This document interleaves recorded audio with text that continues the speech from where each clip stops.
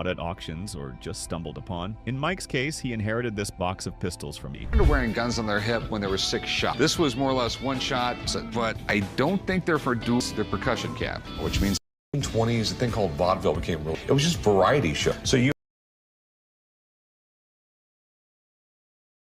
Let's face it, working in a pawn shop means you never know what's going to walk through the door. One minute it's a rare antique, the next it's something so weird it makes everyone stop and stare. From strange items to even stranger people, Pawn Stars has had it at the counter and tells him that he has a ventriloquist dummy from the 1950s that he is looking to sell. Believe me when I tell you that the sight of this dummy will leave you speechless. It looked like one of those items that crept out of a This is pretty amazing, and it's an amazing. It works. Yes, it works perfectly. Hi, Corey. How's it going?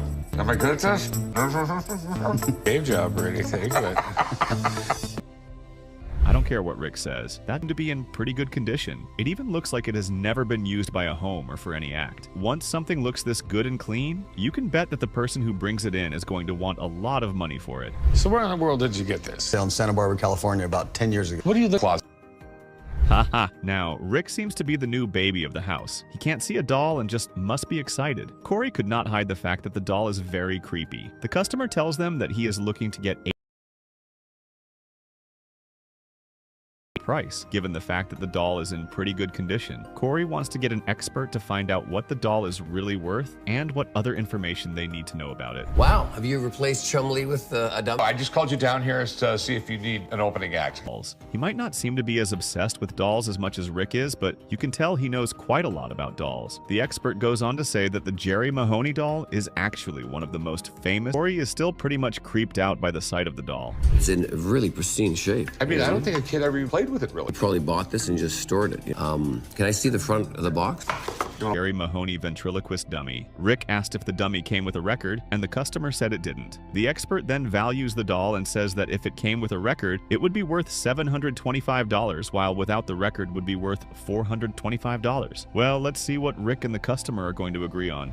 So you heard what Murray had to say. What are you willing to take? He said $475. How about $4? You know, I really don't want it. How about $50? No, I can't do that. Can't do 50. How about 300? How about $375? Sounds great to me. Really? $375? $375 would be great. Would you go up front and write them up? Meet me over there, sir. Haha, you can totally tell that Corey is not happy that this deal just scaled through. Corey can't believe that his dad was willing to pay $375 for what he referred to as the creepy doll. The expert left and Corey offered to pay $50 for the doll since he didn't want anything to do with it. Of course, the customer said that was not going to happen. Rick then jumps in and says he would pay $375 for the doll. Without thinking twice, the customer agreed and they had a deal. Oh, you can bet that Corey is about to hate his day. Going good? What are you doing? How do you like the newest employee of the pawn shop? What's his name? Hi, chum. We haven't met. My name is Jerry. Hi, Corey. How's your day going? I can see your lips move. No, I'm still working on the whole ventriloquist. Fun with the Jerry Mahoney ventriloquist doll. Corey, on the other hand, is just not ready to be around the doll because he still thinks it's creepy. After the deal was made, Rick took the doll into his office and introduced the doll to Chum as the newest employee of the pawn shop. Chum then says that he can see Rick's mouth move while the doll talks, and he wants to show Rick how it's really done. Don't tell Rick that. What's that, Jerry? I think Rick should give you... You think Rick should give me a raise? I think you should give Chumley a raise. Okay. Be very nice and babysit him. Looks like Rick might start to regret that he bought the Jerry Mahoney ventriloquist dummy. Chum was not joking when he said he was going to show Rick how to what? He did it so well. Now Rick has to cope with the fact that another person in the pawn shop loves dolls and knows how to use them more than he does. Corey still refuses to be part of the whole drama. Oh well, let's see what's next on the list. Painted by Rene Magritte. Actually might be real. Called to my art guy. I'm gonna have him take a look. Fingers crossed. Looks like this painting is going to be worth a fortune. That's if it's the real deal, of course. Now this gentleman brings in a pretty extraordinary painting and tells Rick that he wants to sell it. He says that the painting was done by Rene Magritte. Rick has no clue if the painting is legit, and so he decides the painting is actually worth a fortune like the customer says it is. So, how do you... It looks very good. This is a very early painting. You can tell just by the damage that's on it. Very typical time, very long time somewhere. Painting style is very... Wow, Wow. Now, that's going to cost Rick a lot of money. The expert is done examining the portrait, and he says that it's pretty legit, but here's where things get dicey. The expert then goes on to say that his opinion means absolutely nothing. To know its true worth, Rick would have to take the portrait all the way to the Rene Magritte committee in Belgium for them to have a look at it and then determine its worth.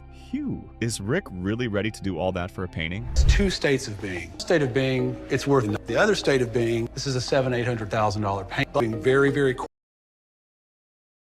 $1,000, $3.8 million.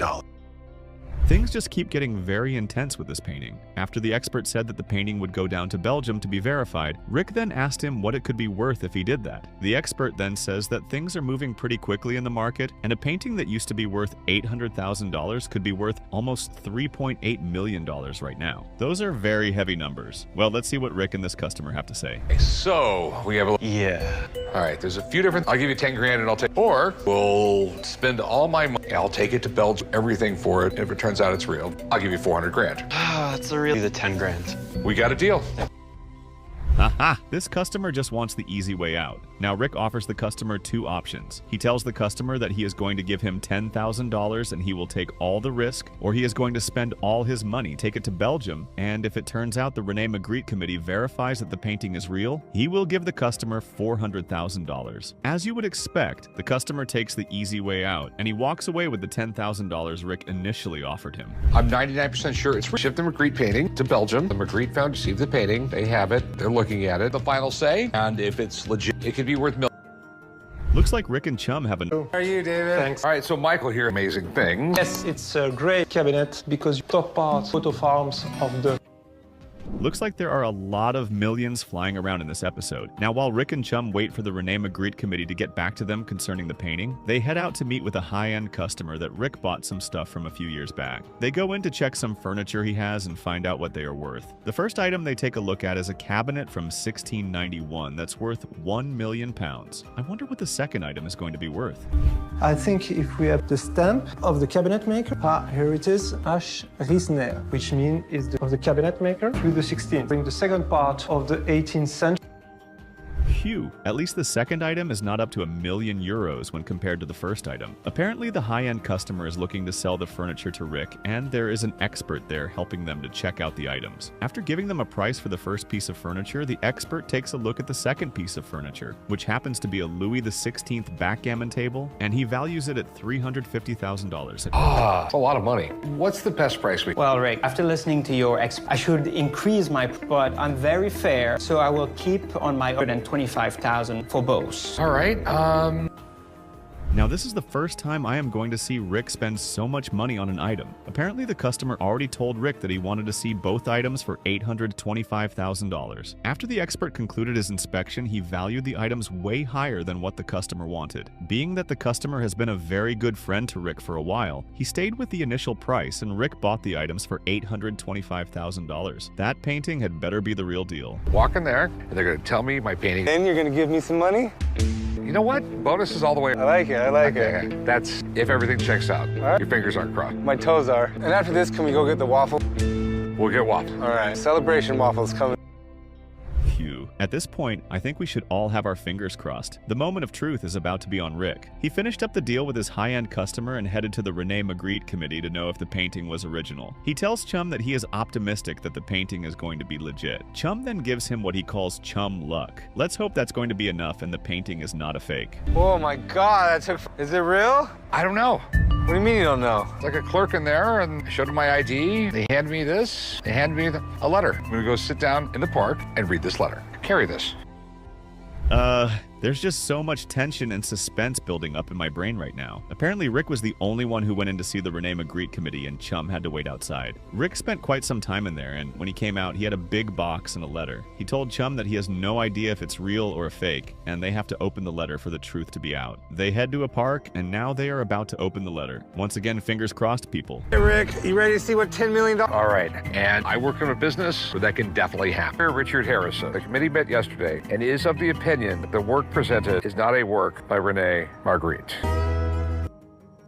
Ouch, ouch, ouch. Now, that had to have hurt real bad. The truth is finally out, and it's not a good one. Rick finally opened the letter from the Rene Magritte committee, and it read that the painting he brought in was not a work that was done by Rene Magritte. Basically, it's a fake, and Rick gave the customer who brought it in $10,000 for a fake painting. I guess it's part of the business. You win some, and you lose some. This was a big loss, I must say. Now let's see what's next on the list. I'm in LA to visit a Hollywood prop house I heard about. Normally, they just rent to movie and TV items that are for sale. But I'm gonna go check them out. Hopefully, I can find some. I'm looking for Monty. Yeah, it's me. How you doing? Good, how you doing? Good, man. Quite the place here. Yeah, it is.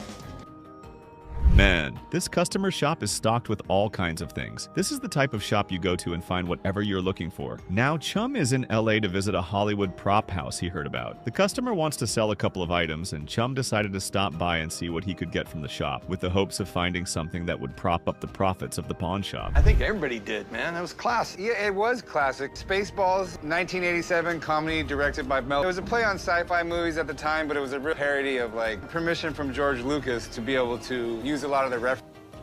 Are you surprised that Chum knows a great deal about the Spaceballs Eagle 5 prototype? Oh, trust me, you shouldn't be. When it comes to movies, you can bet that Chum is always going to know something about it. And it seems like this particular prototype played a significant role in the Star Wars parody movie called Spaceballs. Chum and the customer both agree that when the movie was released, it was a classic. I'm just holding it for somebody, and they recently said they're, interested in selling it. What is the owner looking to get for this? $12,000. Okay, it's pretty cool. I don't really know how much that's worth. On something like this, they want a movie-used prop, but... Well, from the look of things, it seems like Chum is not interested in that Spaceballs Eagle 5 prototype. The customer told him that he was keeping the prototype for a customer who wanted to buy it for $1,200. Chin then goes on to say that these types of props can sell for up to $12,000, especially if they are going to be used in a movie. Since he is not interested in the item, let's see what really brought him to shop. Right here. You recognize this? No. A teak hand mirror that Cameron Diaz used. Oh my God, I love that movie. Yeah. Piece that actually was purchased in Italy specifically for the film, and it's... Now, that sounds pretty cool. I'm sure if Rick were here, he would have been super excited to see something like this. Seeing that Chum was not interested in the prototype, the customer decided to show him something else. He had an antique Gangs of New York hand mirror that was one of a kind. And guess what? The mirror was used by the popular actress Cameron Diaz. That movie made huge numbers when it was released. It was made in 2002, directed by Martin. Time period about 1862, 5 Points, and all these different immigrants kind of battling for their... And Cameron Diaz played like a pickpocket. Haha, you can already tell that Chum is very interested in this particular mirror. I mean, who wouldn't be? Cameron Diaz used it for crying out loud. If I were to be in that shop, I'd have bought it with my last penny. Like I said, when the movie was released, it did some pretty heavy numbers because it also starred the actor Leonardo DiCaprio. Now that we know its origin, let's see how much the mirror is going to be worth. I do. He's looking to get 1,000. Okay, not really sure, but this is a movie-used prop. It's freaking awesome. So this is something I'm super interested in because I love the movie so much so. Looks like I was right. Chum does seem to be interested in the mirror. Chum asks the owner of the shop if anyone wants to buy the mirror, and he replies by saying that someone was actually looking to get the mirror for $5,000. Chum is interested in it, so he tells the owner of the shop that he has no idea of its worth, and he wants to get someone to help him determine its worth before he decides to pay for it. So you guys know each other, I'm taking it? Yeah, see, Dennis founding members of this prop house. The reason I'm working here. He was the prop master on both of these. So what can you tell me about this? This is a one-of-a-kind. The model it was built was made from this style, actual film. Is that the same size as this one, or would it have been a little... And just like that, Chum missed another opportunity to make some money off the Spaceballs Eagle 5 prototype. Chum's expert comes in, and to his surprise, he knows the owner of the prop shop. The owner even says that the expert is the very reason why he works in the prop shop. The first item he takes a look at is the Spaceballs Eagle 5 prototype, and he tells Chum that it could be valued at around $12,000. Guess what? Chum's focus is on the mirror. Let's see what the expert has to say about it. If he didn't like this one, I was going to give it to my wife. Naturally, Marty picked this mirror. I've got a photo is from the film with Cameron using the mirror. It shows that it's the exact one that you have. The mirror in the shot was seen from the back because they wanted to see Cameron's beautiful face. Ooh, you can tell this expert has been in the prop business for a very long time. Chum asks the expert what he can tell him about the mirror, and he says that he found the mirror in Rome, and his initial idea was that if the owner of the shop did not like the mirror, he was going to give it to his wife. He even pulls out a picture where Cameron Diaz actually used the mirror. Well, he says that the mirror is worth $5,000. So we've got a $12,000 value on the Winnebago from Spaceballs, $5,000 value on the prop mirror from Kings of New York. Well, I appreciate you coming down. You're welcome. Sure, I'll be calling you in the future. Okay. Thank you. It's fine for Chum to show if he learned anything from his dad's bargaining skills. The expert leaves, and Chum tells the owner of the prop shop that he is going to come back another day for the Spaceballs Eagle 5 prototype, but he has to leave with the mirror. Chum starts his bargain at $1,700, and the owner of the shop is not taking that amount. He goes up to $3,500, and Chum is doing some serious calculations in his head. What's the bottom dollar on the mirror? Would you take $1,700 for it? I know the guy wants 5,000, so that's not gonna. Would you take $2,200? How about we do 35? How about $2,500? And yeah, I can live with 2,500. 2,500, you got it. Sure, I still look like Leo before I spend $2,500. Looks like we have a deal. Chum really loves this mirror. I'm sure he can't wait to show it to Corey and Rick. Their bargaining war goes on for a bit, and Chum tells the owner of the shop that he would pay $2,500 for the mirror. The owner of the prop shop gives it some thought, and he is like, that's actually not a bad price. Chum checks out the mirror one more time, and they shake hands for $2,500. That was not a bad deal. I got a call at the shop from a guy who has some antique thunder mugs. You must be Tom. I'm Tom. How you doing? Essentially, really small signal cannon.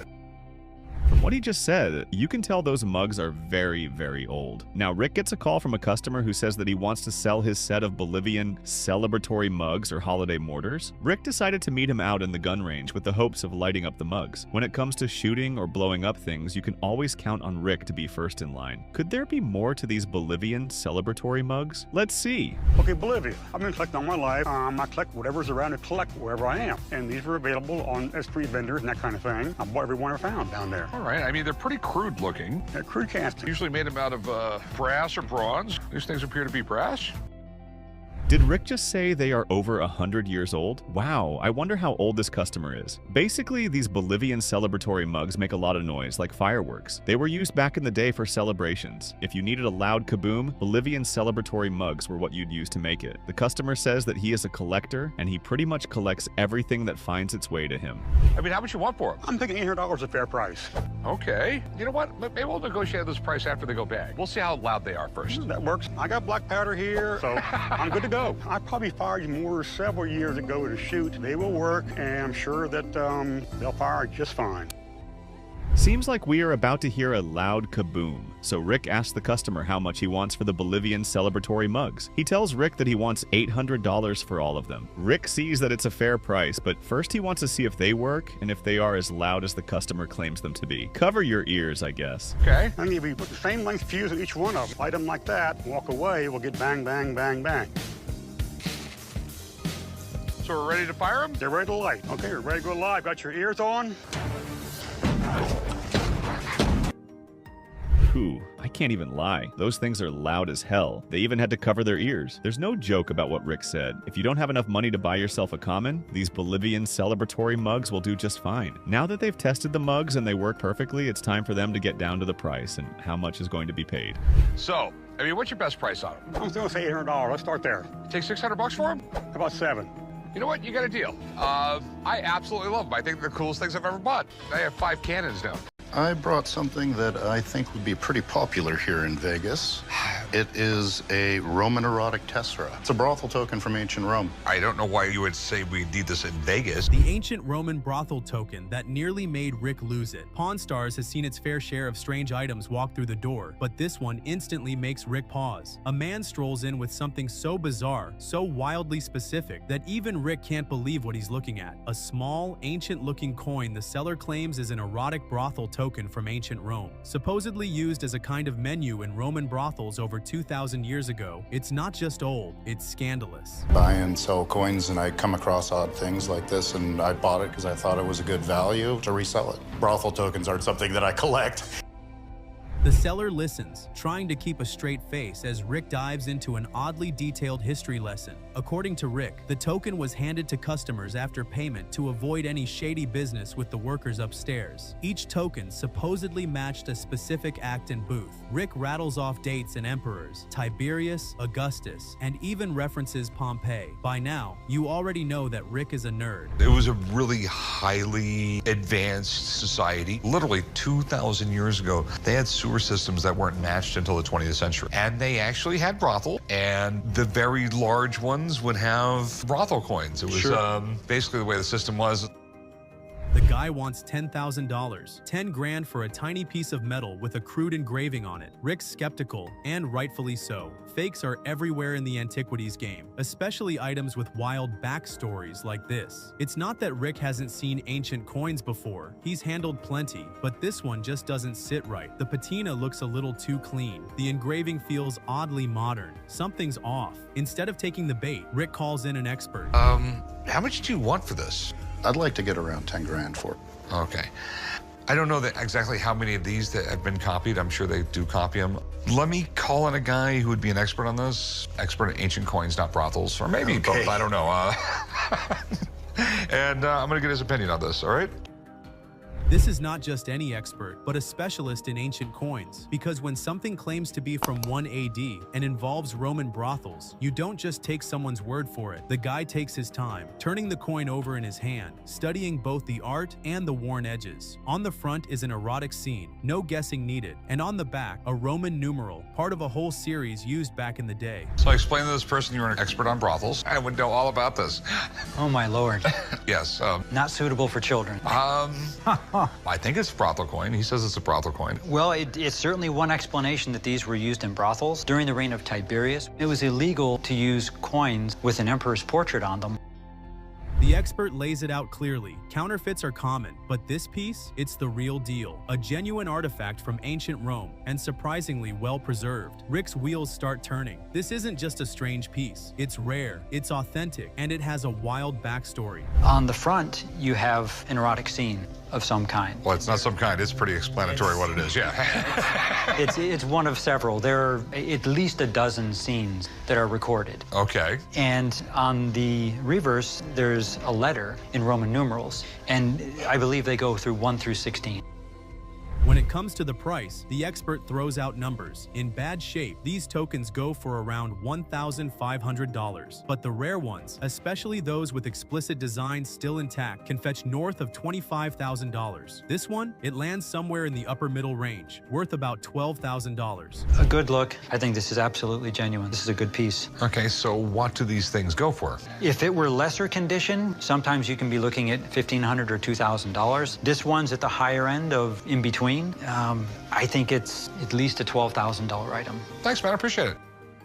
Now it's time to talk money. Rick opens with a conservative offer. The seller pushes back, clearly wanting more. They go back and forth, knowing full well this isn't the kind of item you find in just any pawn shop. It's weird, a little controversial, and definitely not family-friendly, but that's part of the appeal. Rick finally lands the deal. I'll tell you what, I'll give you $7 grand for it. I'd still like to get 10 grand for it. I mean, what's your best price on it? You do 9 on it? I'll go $8 grand. We have to admit it's a little odd and it's a little not exactly PC. Sure, sure, I get it. $8 grand's fine, man. All right, sweet. I'll meet you right over there and we'll do some paperwork. Okay, sounds good.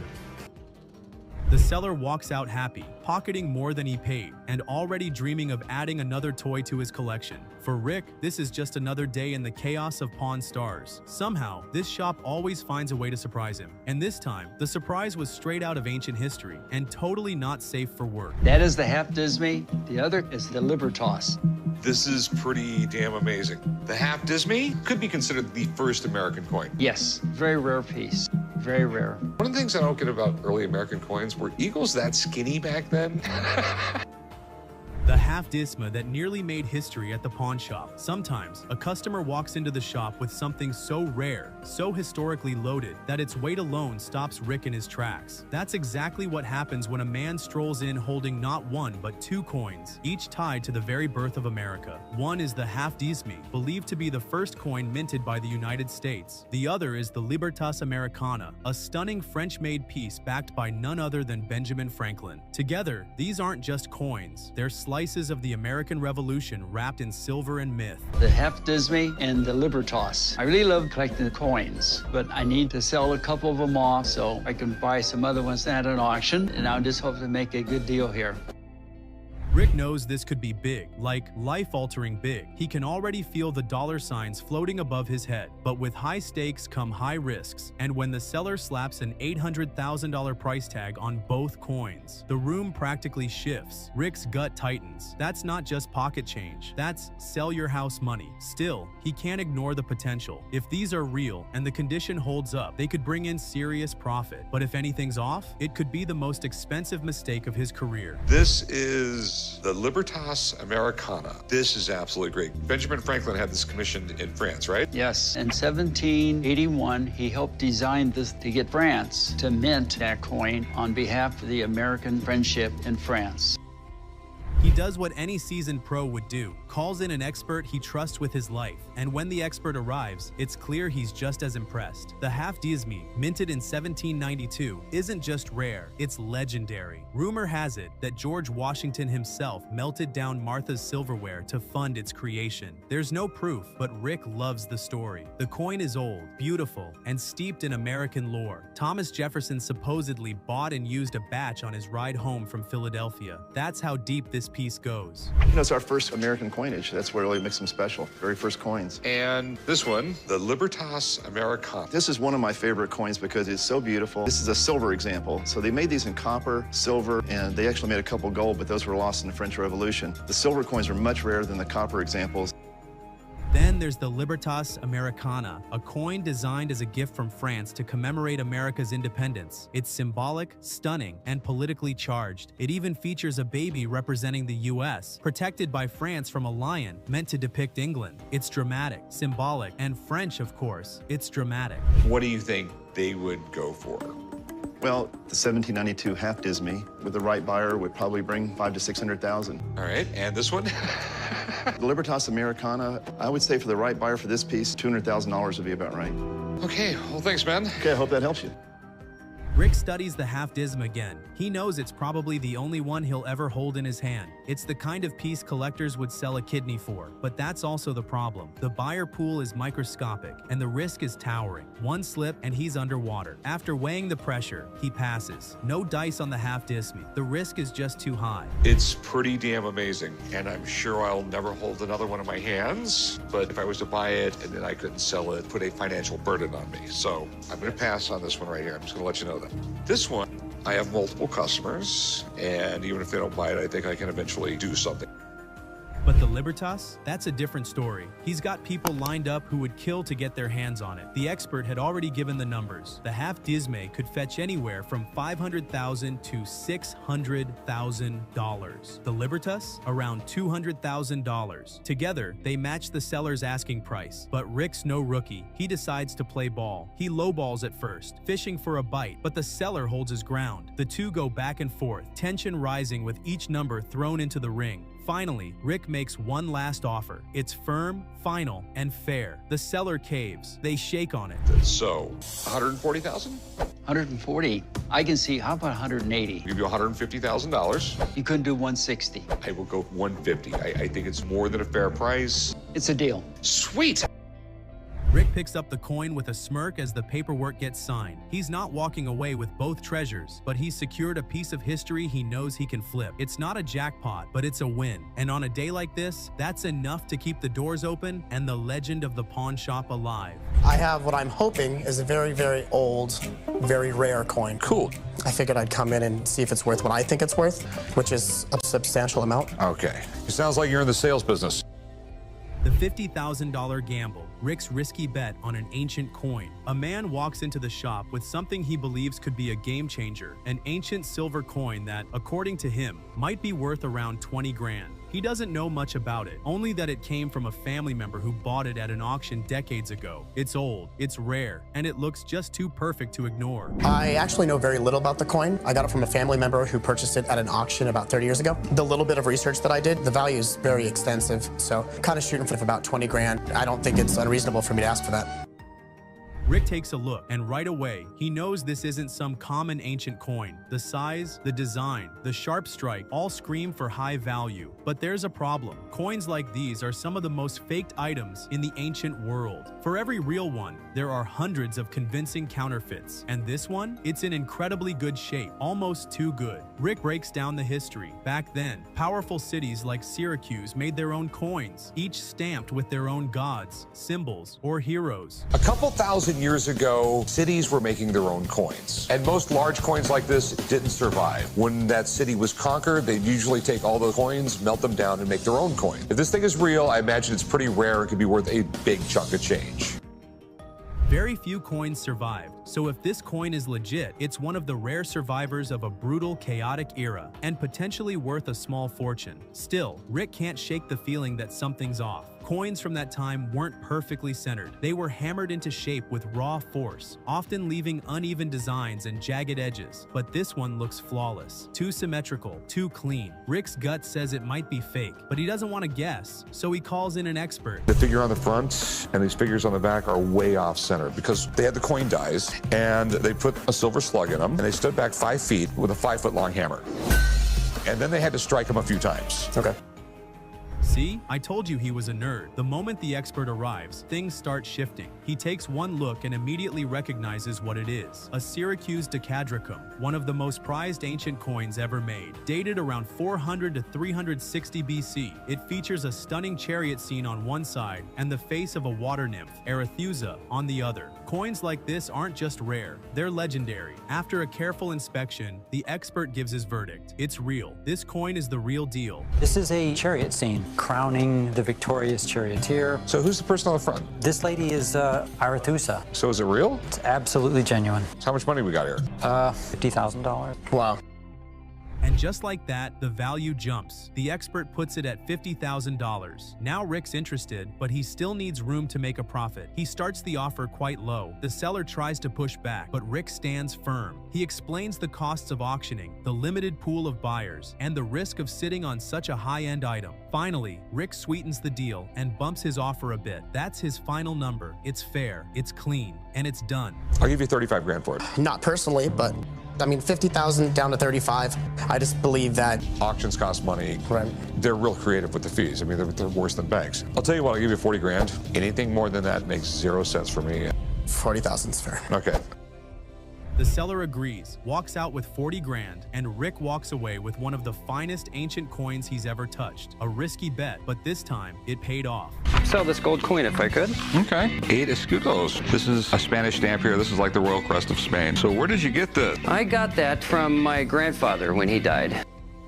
The ancient gold coin that almost fooled Rick. A young man walks into the pawn shop with a gleam in his eye and a coin in his hand. He says it came from his grandfather's safe, a gold piece wrapped in plastic, tucked away for decades. It looks old, authentic, and even feels like a treasure. Rick takes one glance and recognizes the markings. It's an 8 escudos coin, supposedly from the Spanish colonial era, stamped with the royal crest. That's enough to grab his full attention. I'm going into the pawn shop today to see if I can sell my grandfather's gold coin. He kept it in plastic, so it's in really good shape. Looks really old, and I don't really have any use for it, so I'm gonna see what they can do for me here. Rick knows this type of coin all too well. Minted in Lima, Peru, these coins came from some of the most brutal mines in the world. Deep, dark, and deadly pits where enslaved laborers worked under horrific conditions. But despite the suffering that produced them, these coins brought Spain enormous wealth. And now, one might be sitting right in front of him. The gold is bright, the strike is sharp, too sharp maybe. The right amount of gold, the right weight, and the right purity. When they stamped these coins out, you didn't always get a great strike like this. It's almost too good to be true. This coin is in exceptional condition. I've seen similar coins fetch thousands of dollars at auction. So if this is a real piece of Spanish treasure from the 1700s, I want it. Rick has seen plenty of fakes before. Counterfeiters have gotten good. Anything that looks this clean always raises a red flag. The seller wants $2,000 for it, but Rick's gut tells him it could be worth much more, or absolutely nothing. He doesn't take chances, especially not with treasure, so he calls in an expert. So do you want to pawn it or sell it? I want to sell it. What were you looking to get out of it? I'd like to get $2,000 if I could. Okay. This coin is in really great shape, but this is easily counterfeited. There's a lot of fakes out there. So I'd really like someone to take a look at it, if you don't mind. No. I got a buddy who knows everything there is to know about these. Carl, his go-to guy for Spanish colonial coins, shows up early and bleary-eyed, but as soon as he lays eyes on the coin, his tone shifts. Every symbol checks out. The mint mark from Lima, the denomination, the Latin motto, even the weight. It hits a perfect 27 grams, a rare precision that few authentic coins ever manage. That should raise doubts, but somehow, it all adds up. Carl gives his verdict. It's real. Rick's suspicion turns to awe. Then comes the hammer. Carl estimates its value at $18,000, not $2,000. 18. That changes everything. From everything I can see on this one, I'd say it's absolutely genuine. Okay. So what do you think this is worth? I would put a price tag of $18,000 on it. Okay. Rick keeps his cool, but you can see that he is already calculating. He's got to make a move, but he's not about to hand over a fortune without a fight. He offers 10 grand flat. The seller flinches. There's some back and forth, and Rick holds the line, pushing hard, but the guy doesn't budge below what he had in mind. Rick pauses, thinks it over, and then gives a reluctant nod. They strike the deal. Sounds like $18,000 to me. No, I don't. I would give you 10 grand for it. How about 12? How about 10 grand? No, I can take it somewhere else. How about 10.5? I could pack it up and go. I wouldn't take anything less than 11,000. I guess I got to do what I got to do. 11,000. 11,000. Okay. Got a deal. As the man walks out with a check for over 5 times what he asked for, Rick leans back, stunned. He knows one thing. In the pawn world, treasure isn't just gold and silver. It's instinct, nerve, and the ability to sniff out what's real before someone else does. The guy came in with a collection of stuff that he says are They're legit, because items from Vikings and them are really hard to come by. The $9,000 Viking bracelet that shocked Rick. A man walks into the shop holding what he claims is a collection of Viking artifacts. Right away, Rick is interested. Viking relics are rare, and the chance to own even one authentic piece from that era is huge. But Rick isn't taking any chances, so he brings in Laird, a longtime expert in Viking history with museum-level credibility. Laird is the most knowledgeable guy I have comes to Viking history and art. He's been collecting this stuff for almost 2 years. Are in the Metropolitan Museum of Art. Laird takes one look at the items and immediately starts breaking them down. Some of the pieces look convincing, but they're not what the guy thinks they are. A handful of the items come from Baltic tribes, groups that existed alongside the Vikings and mimicked their style, but technically, they're not Viking. They're close enough to fool most people, but Laird makes it clear, just because something looks Viking doesn't mean it is. And because these imitation pieces are so common on auction sites, their value is basically worthless. But then, one item stands out. If we look at what I'd say is this group of items right here is diagnostically Baltic Viking. Baltic Viking, is that not Viking? Well, I think would say technically it's not Viking. Tribes that were not as migratory as the Vikings or as warlike. It's a broken bracelet, just a chunk of copper alloy, but it's more than just jewelry. Laird explains that back in the day, Vikings used bits of metal like this as currency. Merchants would weigh out pieces of bronze or silver and make deals on the spot. This one isn't worth a fortune, but it's real, and Laird estimates it could go for around $50. Another similar piece, with dragon head designs inspired by 10th century Swedish Viking jewelry, might be worth closer to $200. It's a copper alloy, and so Viking currency they would do to trade is they would just bits of bronze and silver and they'd weigh it at scales, and that's how they would transact.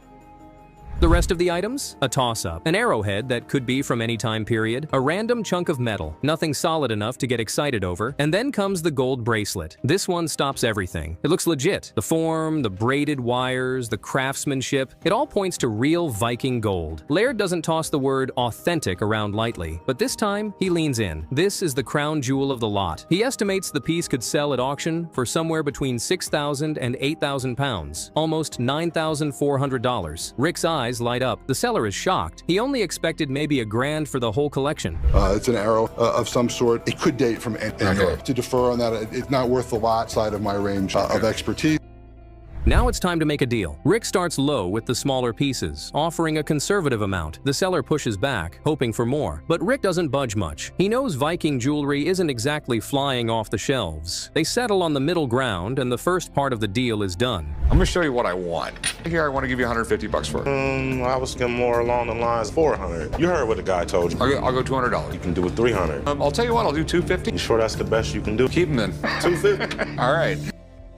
Then comes the gold. The seller shoots high. Rick counters with a firm amount. No back and forth, no games. Just a hard line. The seller tries for more, but Rick's done playing. He reminds the guy that he only came in expecting $1,000 for everything. Now he's walking out with almost 10 times his expectation. That's enough to seal the deal. Now this right here, I was thinking right around $6,000. I was thinking around $8,000. Okay, plain and simple, I'll give you $7,000. I will not give you any more. That is what I will give you. It is a more than fair price. So we'll have to settle with that, buddy. Okay.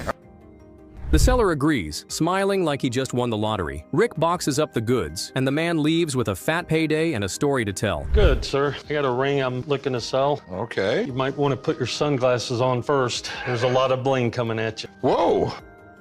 The Yankees ring that nearly made Rick lose it. Some items that come into the shop carry real history, and when a man walks in holding a glittering Yankees World Series ring from 2009, Rick's curiosity spikes instantly. The ring is drenched in diamonds, 119 of them, to be exact, and the shine alone feels like it could blind someone. It's the kind of piece that commands attention, not just because of the sparkle, but because of what it represents. The 27th championship win for one of the most legendary teams in baseball history. Rick slips it on and jokes around, but beneath that grin, the gears are already turning. It's a 2009 World Series Yankees ring. There's over 119 diamonds in it. That is impressive. Can I try it on? Yeah, go ahead. Okay, cool. Didn't know I was an athlete, did you? No. The seller claims it's the real deal, the exact same design given to Yankees players that year, but as Rick digs deeper, he finds the first red flag. It's not a player's ring, it's a staff ring that is handed out to support personnel like secretaries. Supposedly, George Steinbrenner wanted everyone on the team to feel like champions. Noble gesture? Sure. Valuable? That's up for debate. Rick knows there's a massive difference in value between what a player wears and what a staffer gets, even if the ring looks identical, and he's not about to take anyone's word for it. The rings are really collectible. People dig them. Is this from a player? It is a staff secretary ring. And I was told about the ring that, George Steinbrenner, before he passed away, made a point. To be safe, Rick calls in a trusted expert. When the guy arrives, he gives the ring a full workup. It checks out in terms of gold, design, and year. It's legit, but there's a catch. Without the original display box, the ring's value takes a hit. And while the seller swears he's working on getting the box, Rick has heard that line too many times. No box, no extras, just the ring. The expert pegs its value at $22,000 flat. Not bad, but not the windfall the seller had in mind. That's when the real game begins. Karat gold. This was the year that they won the World Series against the Phillies. They won 4-2, and it's the first World Series they won since the year 2000. Jeter, Posada, Matsui, A-Rod, all on that team. It was a The seller wants his $25,000. Rick shoots back with a bold low ball designed to shake things loose. The room tightens. The seller holds firm. Rick ups his offer quite generously, warning that he's already stretching. But the seller won't budge below his new price. At this point, Rick's done playing. He throws down a final offer, take it or leave it. No more games, no more smiles. He stares the seller down, waiting. And when the man says no, that's it. Deal dead. No handshake, no deal, no second chances. I'll give you 15 grand. Oh, the lowest I can do on the ring today would be $22,000. I'll give you 20 grand for it. 21? No. Split it? No, not a dime more. I got to stay firm at 21. Sorry. I'm sorry. All right. Have a good one, man. Thank you. Rick walks away, visibly shocked, not because the ring wasn't cool, but because the guy couldn't recognize a fair offer when it slapped him in the face. A Yankees ring, yes, but not a player's ring. And without the box, it just wasn't worth pushing further. The seller walks out empty-handed, hoping he can track down the box and try again later. But in Rick's mind, that ship may have already sailed. I got something I think you're really gonna like. 3 rings from the greatest dynasty to play football, the Sanford. Also have the presentation boxes as well that come with the rings. The Super Bowl ring standoff that left Rick speechless. Sometimes a deal walks through the door looking like a touchdown, until the replay shows it wasn't even close. That's exactly what happens when a man strolls into the shop carrying not one, not two, but 3 San Francisco 49ers Super Bowl rings. He says they're player-issued, real-deal trophies from one of the greatest dynasties in football history. The presentation boxes are pristine, the names attached are recognizable, and the man wants a clean $12,500 apiece. For Rick, it sounds promising, almost too promising. This is the one from 1994. This is the one from 1988. From their first Super Bowl ring in 19... This is really, really cool. Super Bowl 29. This is the one where they beat the Chargers? The one where they destroyed the Chargers.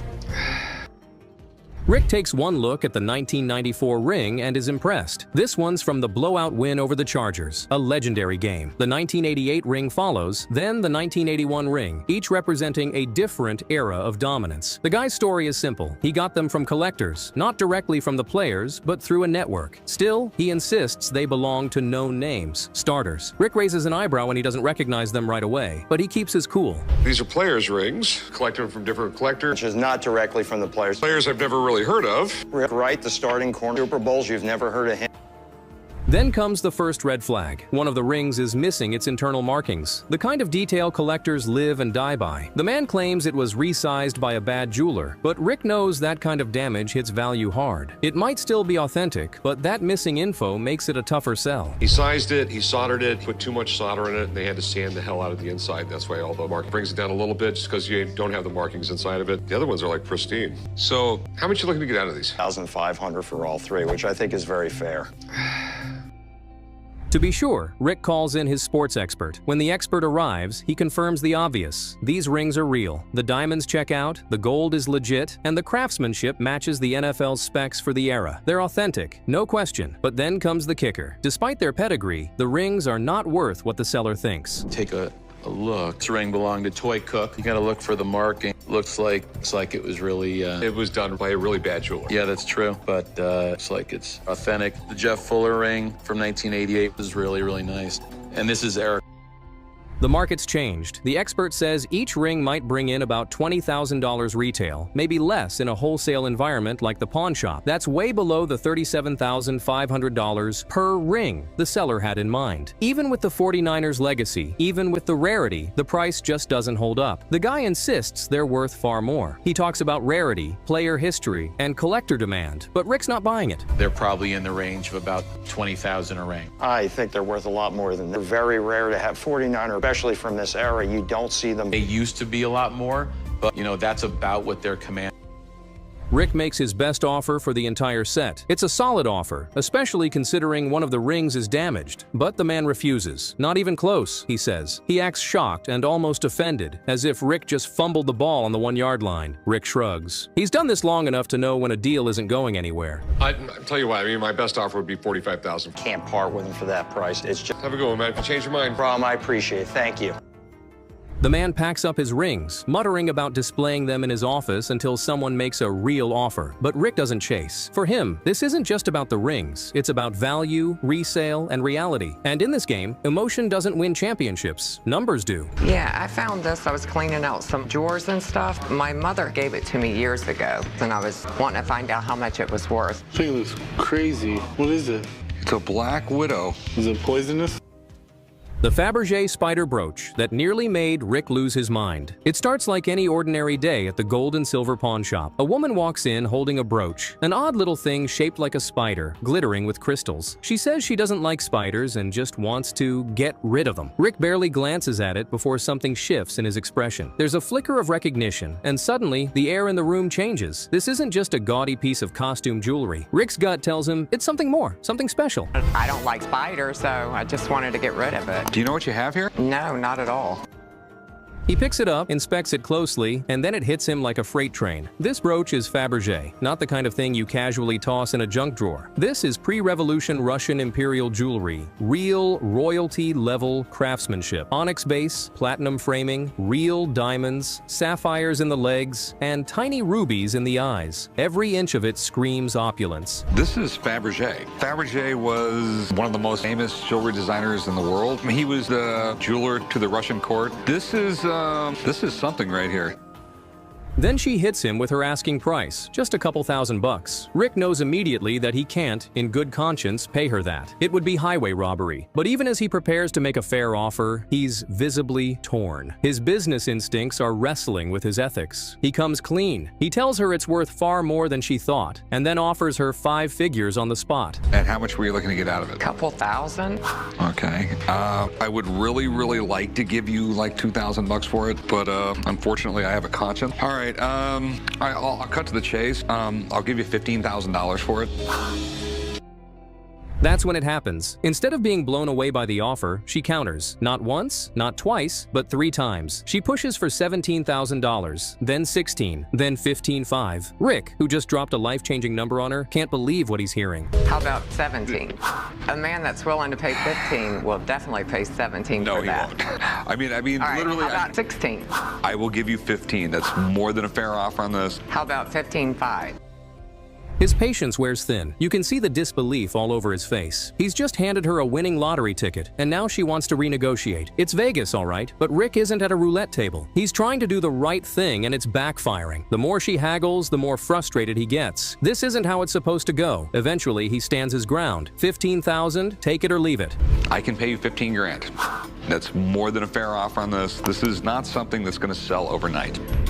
All right, you're a good man. Okay. Thank you. Oh my God, I'm so shocked. I mean, I couldn't believe it was worth $15,000. I hit the jackpot today. She finally agrees, and the deal is done. But Rick walks away, amused. Not because of the money, he's used to big numbers, but because sometimes trying to do the right thing feels like a mistake. This brooch was the dream find of a lifetime, and yet somehow it nearly gave Rick a headache he won't forget. Some old pistols here. Were these like a judge's? What's the mallet for? It's not a gap. Order in the court. Order in the court. Oh, you don't want to listen? I'll make you listen. Mike's at the pawn shop today, hoping to sell a pair of dueling pistols he's got. Honestly, the packaging alone is pretty eye-catching. The pistols come in a sleek box, complete with some extra touches like a gavel. Fancy, right? Now he's aiming to get around $1,000 for the set. Will that actually happen? Who knows? But hey, at least he's being realistic. He's willing to settle for $400 if it comes to that. Let's see how it plays out. I'd hope to get about $1,000 for them, $400 or $500. In the world did you get these? My mom had a blanket chest from my father, wrapped up in a blanket in those. As expected, antiques usually come from one of 3 places. They're inherited, bought at auctions, or just stumbled upon. In Mike's case, he inherited this box of pistols from his mother. She probably gave them to him for security, maybe economic security like today, where he's hoping to turn them into some quick cash. Or maybe it was personal security. They're wearing guns on their hip when there were 6 shots. This was more or less 1 shot, but I don't think they're for dual. The percussion cap, which means they're probably made after the 1830s. You would take a cap, you would put it on there, pull the hammer back, and bam, pull, and lit everything on fire inside. Being an experienced pawn shop owner, Rick has seen it all. Over the years, he's built up a solid knowledge of all kinds of antiques, including firearms. This particular type of pistol is actually right up his alley. What's interesting is how he starts schooling Mike on the gun, pointing out details Mike probably didn't even notice. The design on the barrels, I can tell these are old, 1830 to 1870. If they were an American gun, I'd know about them. These are maybe German, French, they're European anyway. Right. Looking at the detailing on the pistols and the sleek packaging, they definitely make a strong impression. The set looks high quality and like something that could be a great buy. If Rick and Mike can agree on a fair price, the shop might be landing one of the best pieces it's seen in a while. Rick clearly appreciates the craftsmanship and features of the gun, but the real question is, will the price be just as appealing? I was looking about $1,000. Okay, I think we might be able to do more than that. I don't know nothing about it. I just feel bad about it. I know they're worth a lot more. There's a twist to this deal. Mike's asking for $1,000, which sounds fair on the surface. The interesting part, Rick actually knows the guns are worth more than that, and has told Mike he'd be willing to pay even higher. But Rick's not one to rush into a deal no matter how good it looks. So, before anything's finalized, he decides to call in an expert to get a better read on exactly what this gun is all about. Here's a pair of pistols. Not to say that these couldn't be used in a duel, but these were more target pistols. Okay. The dueling pistols, the majority of them were smooth, where the ball can just kind of wave and go all over the place. These have rifled barrel, okay? That means that keeping it a tighter pattern, the accuracy is greatly. After taking a good look, Sean confirms what Rick had already suspected. These aren't dueling pistols at all. They're actually target pistols, likely manufactured in the 1800s. The design and craftsmanship hint that they're either French or German made, which adds to their value and historical appeal. Everything Sean points out lines up perfectly with the features Rick looks for in a top-tier antique. Pistols before, but they are scarce. These things have survived over the past 100 years. You know, guys, these are such nice condition. I bet you these things could be fired right now. Everything about these pistols just seems to align perfectly. Age, craftsmanship, origin, condition. It all points to this being a seriously great buy. It's the kind of antique that actually makes sense to spend real money on. And to top it off, the expert drops the big news. This set is estimated to be worth somewhere between $3,000 and $5,000. Mike just nods, clearly blown away. And all that. No, I'll take a little more. 2,500 bucks? I'd like to have at least 7. Crazy. He said between 5 and 8. Yeah. Yeah. But it might bring in an auction. Okay. Now, I'll tell you what. Confident after the expert's appraisal, Mike says he's willing to let the pistols go for $7,000. But Rick isn't biting. He's not ready to go that high. In fact, he counters with $2,500. The negotiation gets a little tense, but after some back and forth, they eventually meet in the middle at $3,000. That's a pretty fair deal for both sides, especially considering Mike originally walked in hoping to get just $1,000. All right, 3,000 bucks. Chum, go write them up. I'm happy with the deal of $3,000 I wanted. It gives me a little money in my pocket. Have fun. I'm at the pawn shop today to try and sell this gun. I'm sure it's really old and rare because I like guns and you don't see one like this for it. You know, if I did make the sale today, I'd upgrade my off-road vehicle. Pretty worn down. I don't like to get broke down. A really nice-looking gun has made its way into the pawn shop today, brought in by its owner. It's a wheel-lock puffer pistol, and he is hoping to sell it for around $25,000. That's already a hefty price to start with, but depending on its condition, history, and authenticity, this gun could be worth a lot more. If it checks all the right boxes as a valuable antique, this could turn out to be a hidden gem. We pick it up and pull the trigger. So this is what this would wind basically parts of this, because it's like a clock. And then you would pull the trigger, and that wheel in there would. Rick knows exactly how the mechanics of the gun work, and he's not shy about explaining it to the owner. The gun might look complicated, but its design is seriously impressive. High-level craftsmanship all around. There's a lot to appreciate both in how it looks and how it functions. The owner seems pretty happy to see just how interested Rick is in the weapon. It's clear the passion for the piece is mutual. And a storage locker that was auctioned. Okay, this thing is elk antler right here. We have probably mahogany. We have some European makers, but overall it's an amazing, very wealthy individual. What you have here is rare. It's one thing to admire the gun for how good it looks. It's a whole other story for it to actually be as valuable as it seems. The owner definitely wants to sell this gem he found in a storage locker that was auctioned off. Talk about a treasure hidden inside a treasure. But Rick's expression changed when the owner dropped the price. A whopping $25,000. That's a steep number, and Rick's not so sure it's going to be that simple. I don't think 25,000 is completely. I have a gun expert I could have look at. Is there any way you could wait a few days? Well, I don't want to. Okay, and if you can't wait for him, I go 18,000. With the price set at $25,000, Rick knows the gun could be worth a lot more, but he's not about to throw down that kind of cash without getting expert advice first. Unfortunately, the expert isn't in town and can't be reached right now. The owner isn't willing to wait a few days for the expert's opinion. He really needs the money. So they settle the deal at $20,000. It seems fair enough to Rick, and hopefully it turns out to be a great buy in the end. My friend is a pistol from like the 1500s. You seem a little too... It's incredible. It looks incredible. Is that a bone on there or something? This is most likely ebony. Is it an elkhorn? Huh? No, torn. Alex, take a look at it. No, I was in a hurry, just wanted to make a deal.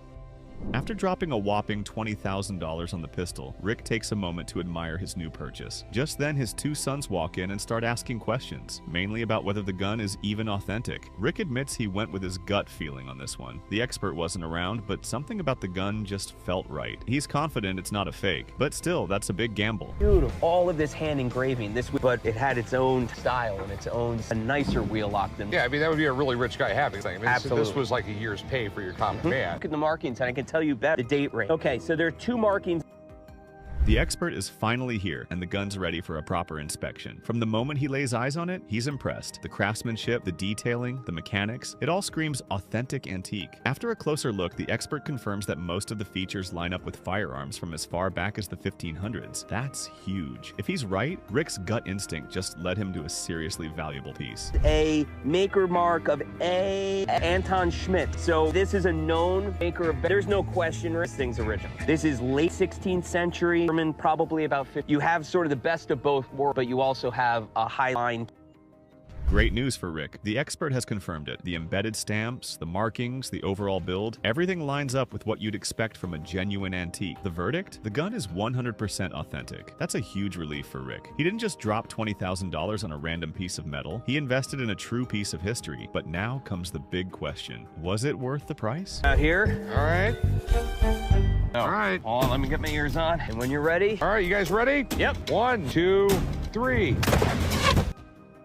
Now, to the moment of truth, does the gun actually fire? After carefully loading it up, Rick steps forward to take the shot. He pulls the trigger, and boom! The target is hit dead on. Not only is this a stunning piece of history, but it still works flawlessly. Considering how rare this pistol is and the fact that it's still fully functional, the value just went up another notch. You can shoot a piece of artwork. So what is this a piece of artwork worth? No, I would say I would start and we'll probably get more. I do a bad thing now? You got lucky.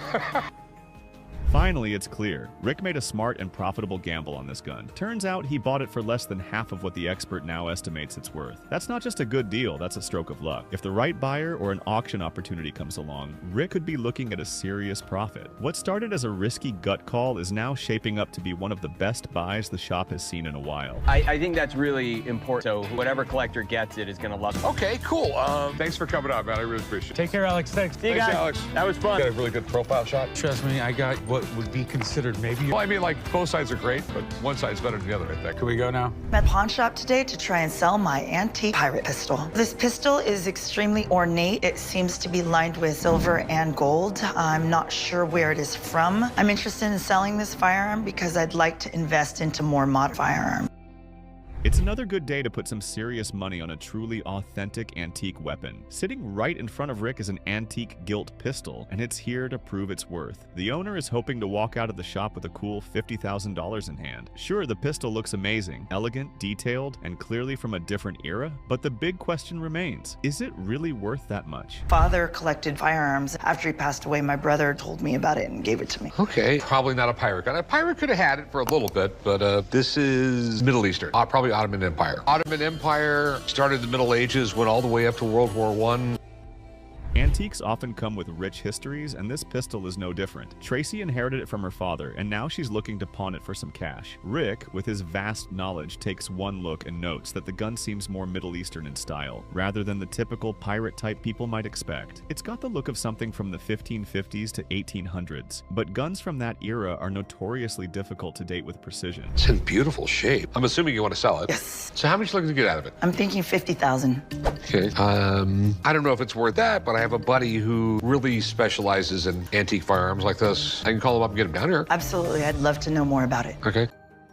Antiques like this always catch Rick's eye. He's the kind of guy who's willing to make a deal, especially if he knows he's got the upper hand in bargaining, which, let's be honest, he usually does. Tracy wants to sell this piece of history for $50,000. Rick actually thinks it could be worth that, or maybe even more, but he's not one to jump in blindly. Before putting that kind of money on the table, he'd rather bring in an expert to confirm its authenticity and value. Fill it in with this dark alloy called Niello, but the gold here, this is all fire gilding, sort of an early form of gold plating. In order to do this, you needed to use mercury, which was great for the fire gilding process. At first glance, the expert is clearly astonished. Just seeing and holding the gun seems to hit him with a wave of rich history. Right away, he starts pointing out specific features that lead him to classify the pistol as a Caucasian piece, likely from a distinct and historically rich region. As he dives into the details, sharing facts, admiring the craftsmanship, and giving the gun high praise, it becomes clear that this isn't just a good antique, it's the real deal. I'm gonna do it very carefully. So that's half cock, and it's holding, so that's good. And that's full cock, and that's really good. To have this 225 years later hold the correct tension is a sign that it was really well made. From the initial physical inspection to testing the functional parts, this gun is racking up serious value points. It's a stunning piece, and the best part, everything still works perfectly. The expert has no doubt it'll fire just like it's supposed to. That's music to the owner's ears. She brought in a piece that's about 225 years old, and it's earning exactly the kind of praise she hoped for. But the big question remains, is $50,000 enough for her to part with this treasure? No, I've got good news, bad. The good news is I bore scoped the barrel. It's excellent. There are no fissures, cracks, no pitting, so it's safe to shoot in that regard. The bad news is I tested it again just before you pulled up, and it is not holding at full cock. The expert is back with some good news and some bad news. The bad news? The cock doesn't hold at full clip. It's a bit worn out. But hey, considering this pistol is over 200 years old, that's not too surprising. The good news? It could still fire perfectly. That worn cock means the price will definitely take a hit, but the real question is, by how much will it drop? Everybody should put on ear and eye protection. All right, Alex. So I'm gonna pull back on this hammer and I'm gonna let it go. We ready? And nice. That's a day off. The good news wins out in the end. After some careful prepping, the expert pulls the trigger, and boom. The target shatters perfectly. You can almost hear the owner smile from here. She's clearly thrilled, knowing she might just walk out of the shop with some solid cash in hand. Meanwhile, Rick's already thinking ahead, plotting how he can negotiate the price down to maximize his own gains. If it were mine, I wouldn't sell it for less than $15,000. Okay, thanks, man. I really appreciate it. Okay. All right, I'll see you thanks, guys man. later. Thank you so much. You're welcome. All right, so what do you want for it? Obviously, $50,000 is not going to happen. Right. How about 14? No. Wow, the expert's estimate was way lower than Tracy's asking price. Considering the amount of value the pistol is worth, $15,000 shocked her, but she was ready to take $14,000. Rick, the tough bargainer, has offered $10,000 instead, saying he can't pay more. Not every sale happens instantly. Tracy needs time to decide. Rick's ready whenever she is. The shop's always open. Are we back to the shop? My front seat's full. I was just sitting in your front seat. Yeah, but there's a couple rocks I want to take home. I brought you my pistol rocket rescue set. All right, You can open her up if you want. looks like a flare gun to me. It does, doesn't it? This flamethrower lookalike is actually a fascinating piece of maritime history. The rocket launcher, or as it is known, the Shermley Pistol Rocket Apparatus, SPRA for short, revolutionized sea rescue operations in the early 20th century. Invented in 1920 by William Shermley and his son, Captain Conrad D. Shermley, this device was designed to project a line from ship to shore or between vessels. Set was on certain military ships. I'm hoping to get $1,450 for the set. I believe it's worth that much because I've not seen one before, and all the parts are there. For a pawn shop such as this one, a complete SPRA kit, especially one from the World War II era, is a rare and valuable collector's item. Such kits, featuring original components like the pistol, rockets, lines, and carrying case, can fetch significant sums, with some examples valued at over $5,000. The seller says it's complete, however, we know better than to take their word for it. Let's check it out. This apparatus could fire a line over 200 yards to help rescue people. These would have been really popular in World War II. If your ship's over a certain size, you have to actually have something like this on board to rescue people. There would have been shipwrecks, and someone could have shot a boat and it could have started to sink, and this would have been a way to be able to pull people into the boat.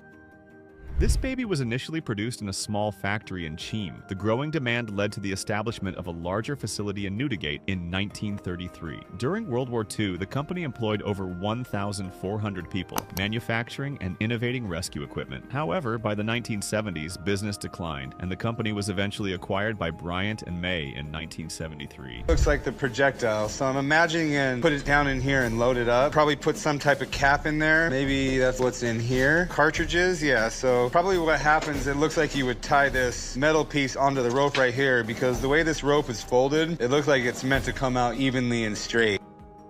You've got that right. Its operation involved a specially designed pistol that fired a rocket attached to a lightweight line, enabling rescuers to establish a connection over considerable distances. Now, this was never fired. Isn't that something? Let's get more info from this deal. The seller wants $1,450 for it. How much are they willing to pay? This might be a good deal after all. For much more than $500. Really? I mean, you yourself said it. It's one of a kind. It's complete. Well, it's got I all didn't the say it's one of a kind. The military made these, but it does seem to be complete. But to be fair, I don't even know if it works. If I knew that this thing works, maybe could pay a little bit more. You do $750?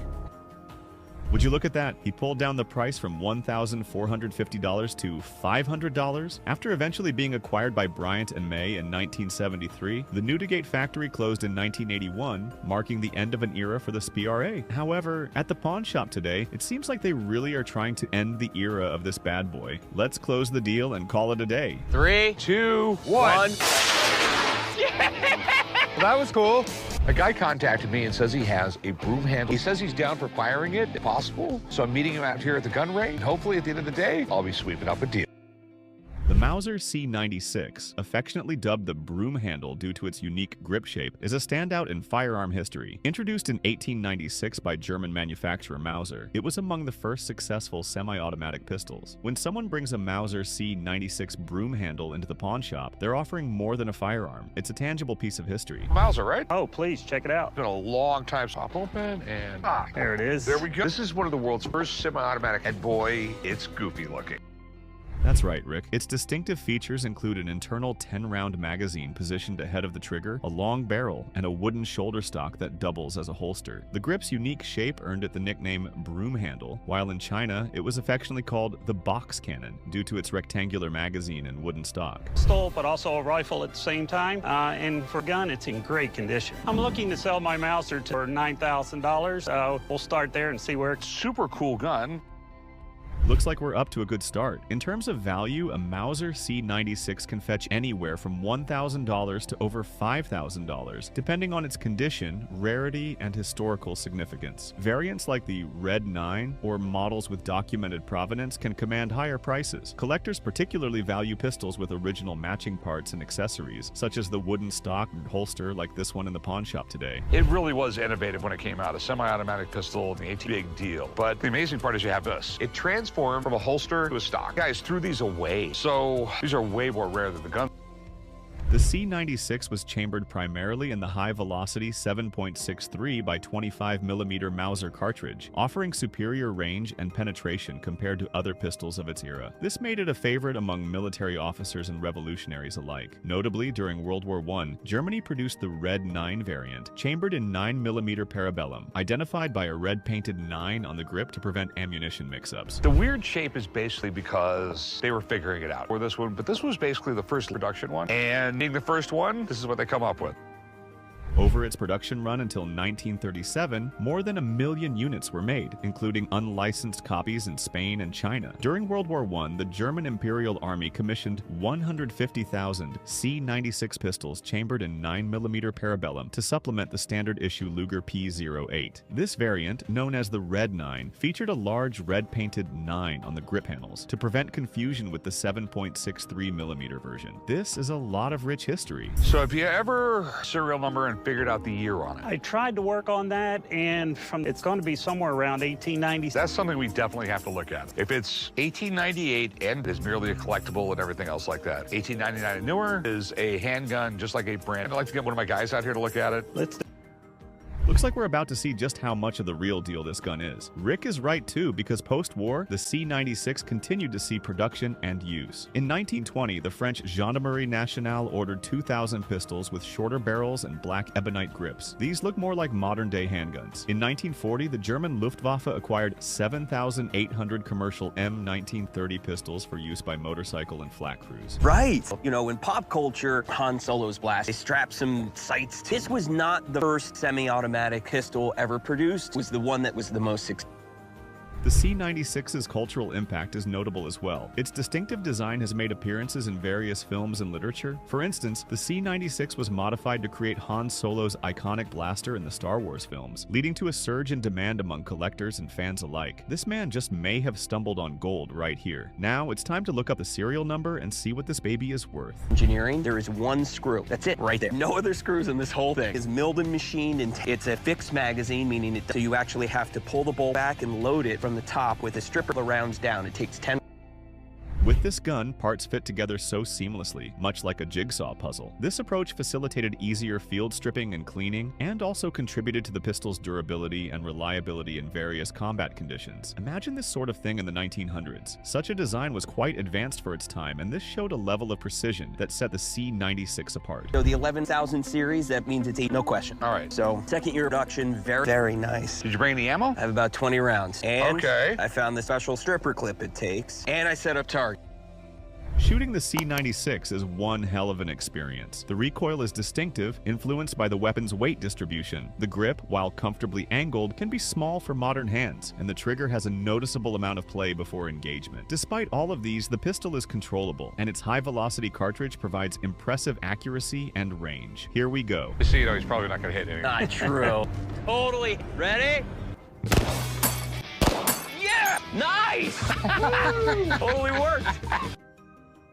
Accuracy-wise, turns out the C96 is quite capable. Its long barrel and high-velocity cartridge contribute to impressive accuracy and range for a pistol of its time. When attached, the stock provides additional stability, effectively transforming the pistol into a short carbine. I mean, now it almost looks like a shotgun. This configuration enhances control and accuracy, especially during rapid fire. We're past 1898. Finding a pre-1898 one is very... Thanks, man. Thank you very Great, much. Thanks for your time. So, the 9,000 is not going to happen. All right, what can we do? I'll give you $4,000 for it. I mean, I'm not... How about, about $6,000? No. Come on, Rick, you can do it. This price drop is absolutely crazy. Rick's $4,000 offer could be seen as a savvy business move, especially if the pistol had any condition issues or lacked original components. However, in this case, it's in perfect condition with its original stock. What happened to the expert's $7,000 valuation? Now, the seller might feel shortchanged. Let's see what the conclusion is. $4,100? You get a little bit higher than that. Come on, reach up a little bit. 43? 45, we got a deal. Come on, 45. We have a deal at 44. Deal at 40. Deal at 44. All right, Got it, man. All right, cool. So I'll meet you back at the shop. Sounds great. Let's go. You know, sometimes I may even myself.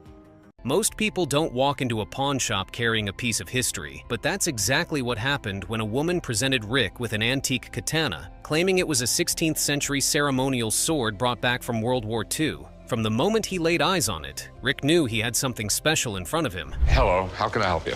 Hi, looking to see if maybe you'd be interested in purchasing this sword.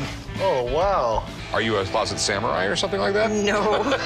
The blade had a distinct curve, the handle was wrapped in intricate detailing, and the metal gleamed with an aged but powerful presence. If real, this sword wasn't just a collector's piece, it was a relic of an era long gone. But then, things took an unexpected turn. There was this whole thing called the spoils of war and war prizes. Might sound a little strange now, but it just goes back from thousands of years. I mean, that was part of a soldier's pay. If you went to battle, you got to take a few prizes home. Generally, out of Europe, they would take flutes. I've seen Lugers. I've seen all these other things. One of the big things guys brought back from... The woman shared a chilling story. A Japanese kid had once translated the inscriptions on the blade, saying it had been used for beheading Christians. Rick raised an eyebrow. He'd seen his fair share of war artifacts, but this was new. Skeptical but intrigued, he knew he needed a closer look. Can you tell me what this says right here? Well, he actually did ask a Japanese kid to tell him what the writings meant. The kid said it was a sword used for beheading Christians. I mean, I have never heard of the Japanese beheading Christians. Carefully, he unsheathed the blade. Even Chumley, usually the comic relief in these situations, had to admit, the sword looked serious. Jokingly, he suggested it might have beheaded an unruly boss or two in its time. Rick, however, was all business. He had no idea what the sword was worth, and with a piece like this, guessing wasn't an option. Do you mind if I take it apart? Absolutely. Please. It's a little excitement in here. Ooh, check out the blade on that sword. Don't be touching that, Rick. You know better than that. What did I tell you over the years? What if you taught me? Yeah. Enter the expert. The moment the expert examined the tang, the metal part of the blade that extends into the handle, his expression shifted. This wasn't just any katana. It was made in 1863 by a swordsmith named Nagahiro during one of the most turbulent times in Japan's history. It had belonged to the Lord of Choshu, a key figure in the Civil War that shaped modern Japan. The inscription didn't mark it as a tool of religious persecution. It was a battle sword wielded against the enemies of the emperor. That's when Rick knew he had something big on his hands. Well, let me take a look at the handle with your permission. Absolutely. That was slick. Well, it's got some writing on the blade, huh? Seeing anything good down there? Then came the million-dollar question. How much was it worth? The expert, clearly impressed, delivered the verdict. The sword, despite needing some restoration, was worth around $10,000. The woman's eyes lit up.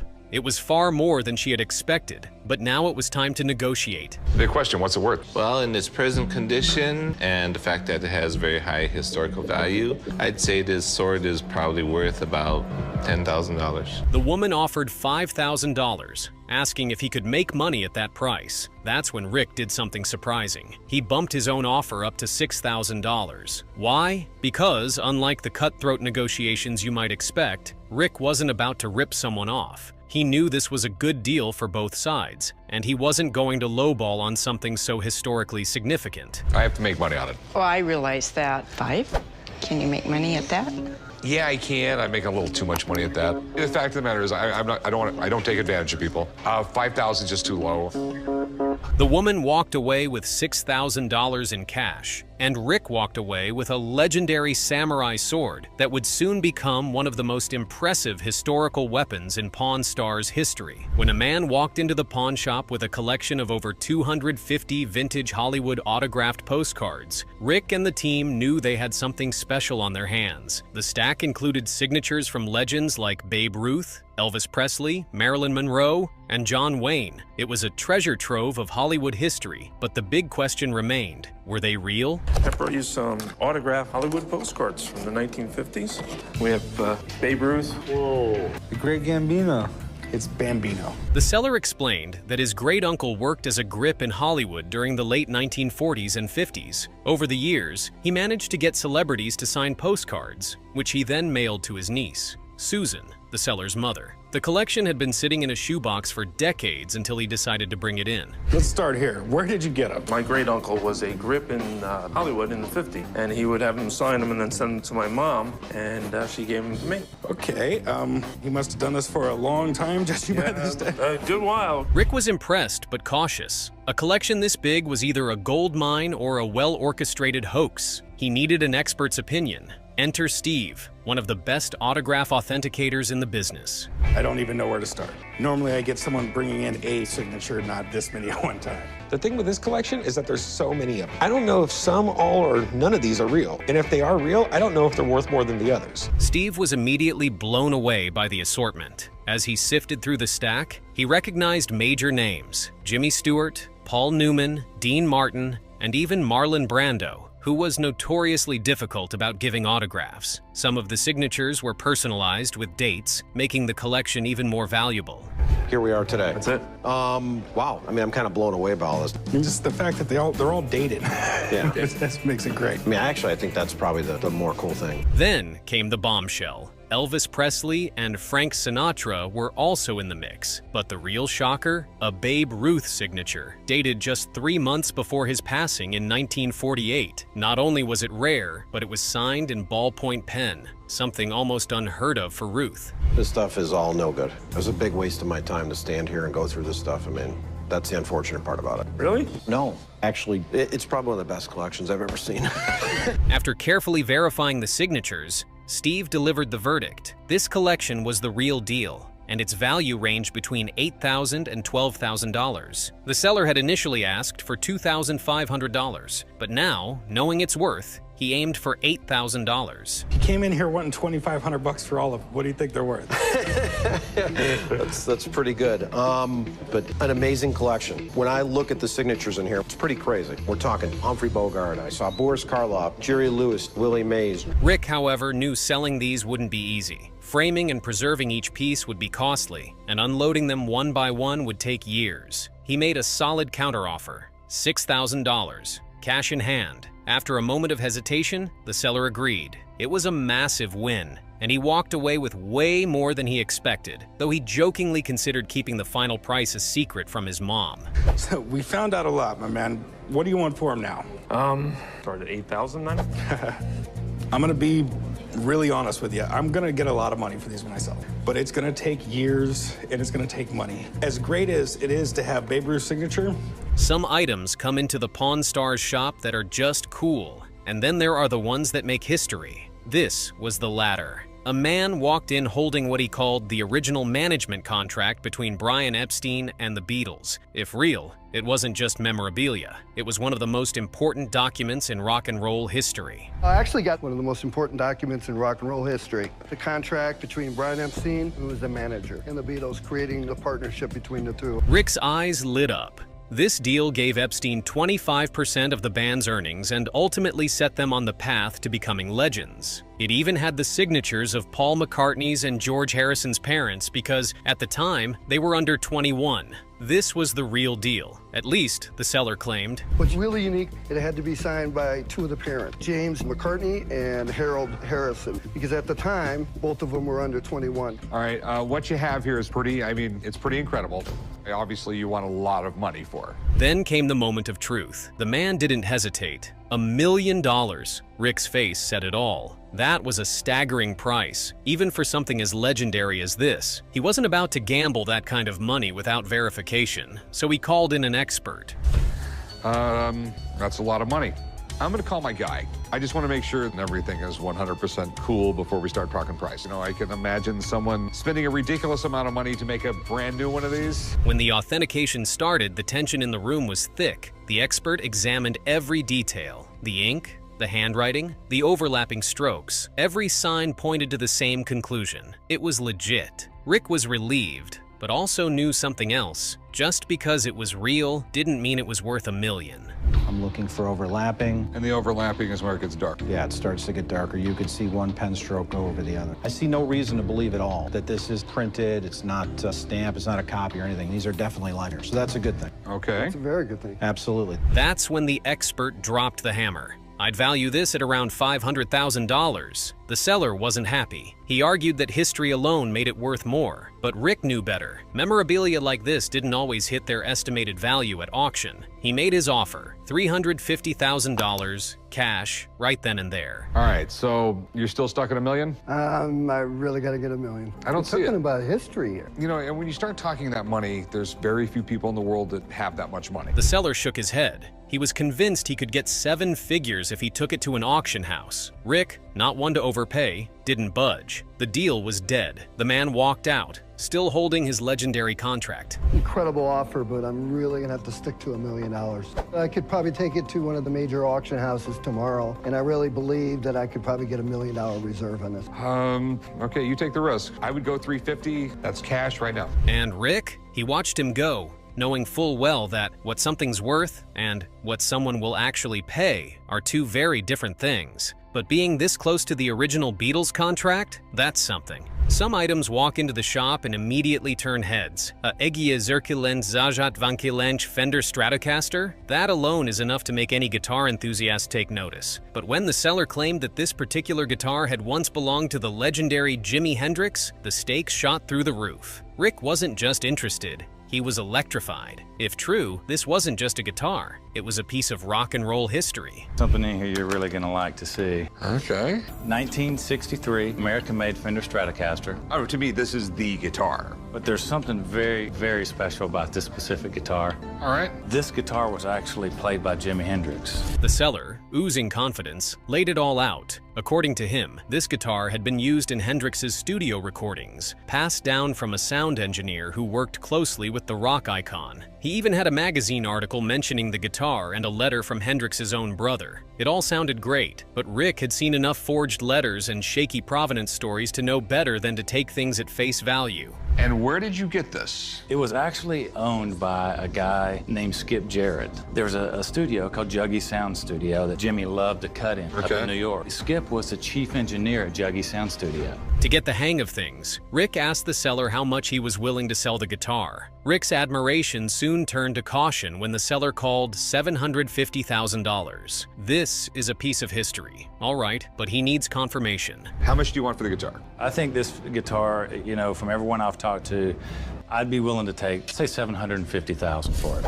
Before talking numbers, Rick did what he does best, called in an expert. When the guitar specialist arrived, he meticulously examined every inch of the instrument. The details started to line up. The serial number checked out. The wear and tear matched Hendrix's signature left-handed playing style, and even the vibrato arm showed signs of his unique modifications. The expert's verdict? This was, without a doubt, a guitar that had been in Jimi Hendrix's hands. Rick was holding rock history. I want to make sure this is 100% before we start talking a lot of money. Yeah, you mind if I take a look at it? No, man, by all means, that's why you're here. There's a couple of things you'd want to look at. The tremolo bar. These are usually bent and angled up. When Rick asked the expert what he thought the guitar was worth, the expert did something clever. It's not every day you get to play the same guitar that Jimi Hendrix played. As for what the guitar is worth, the expert estimated anything from $750,000 to $1 million. In my head, I think I know what it's worth, but what do you think? No guitar is worth anything unless everything's working on it, in my book. Plug it in, let it rip, Let's just do turn this. it up loud. Cannot believe this. So $750,000 it is. The seller wasn't budging, and Rick knew that while this guitar was valuable, moving it wouldn't be easy. Auctions, fees, and finding the right buyer would all take time. He threw out an offer, $450,000. The seller scoffed. They went back and forth, Rick pushing to $550,000, the seller insisting on his bottom line of $750,000. At a personal level, I absolutely love it, but you have to find the right auction. It has to be advertised in the least amount of time would be a year, most likely. Right. Let me give you $450,000. $450? Man. My thing is, I take all the risk, you walk away with cash. Rick wanted it, but he knew when to walk. He shook his head, thanked the guy, and let him walk out the door. As much as he loved the guitar, he wasn't about to gamble that much cash on a long-shot auction. It was a tough call, but even for a piece of rock history, Rick knew the golden rule: never overpay. Most people clean out old drawers hoping to find a couple of forgotten bills or maybe some loose change. Nothing too special. But when one woman dusted off an old brooch her grandmother had given her years ago, she had no idea she was holding a hidden treasure. Yeah, I found this. I was cleaning out some drawers and stuff. My mother gave it to me years ago, and I was wanting to find out how much it was worth. This thing looks crazy. What is it? It's a Black Widow. Is it poisonous?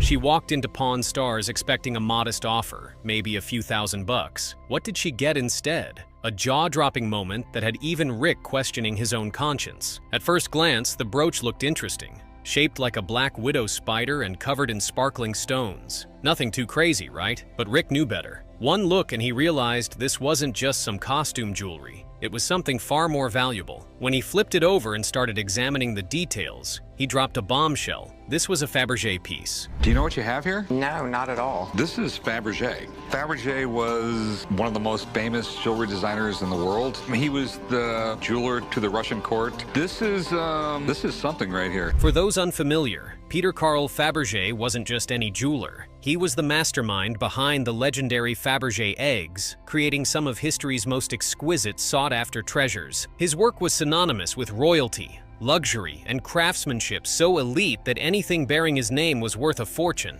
And this brooch? It was pre-revolution Russian imperial jewelry. Real platinum, onyx, diamonds, sapphires, and ruby eyes. Every inch of it screamed pure opulence. When people say Faberge, they mean Peter Faberge, one of the greatest jewelers of all time. This guy became famous for his Faberge eggs, but he actually made everything from silverware to necklaces to rings. The woman had been hoping for maybe $2,000, a quick cash out for something she thought was just a pretty trinket. Rick, usually one to haggle hard, surprised everyone. He didn't even play games with this one. With a straight face, he made an offer that sent shockwaves through the pawn shop. $15,000. What did you want to do with it? I want to get rid of it. And how much were you looking to get out of it? Couple thousand. Okay. I would really, really like to give you like $2,000 for it, but unfortunately I have a conscience. Her reaction? Absolute disbelief. The moment felt surreal, like winning a mini lottery at the counter. But instead of grabbing the cash and running, she tried to push her luck. Rick, shaking his head,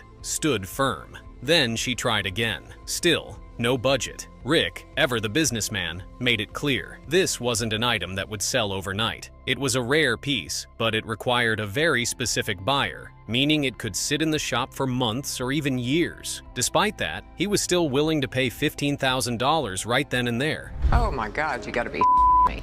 No, I'm not. This is stuff you do not see every day.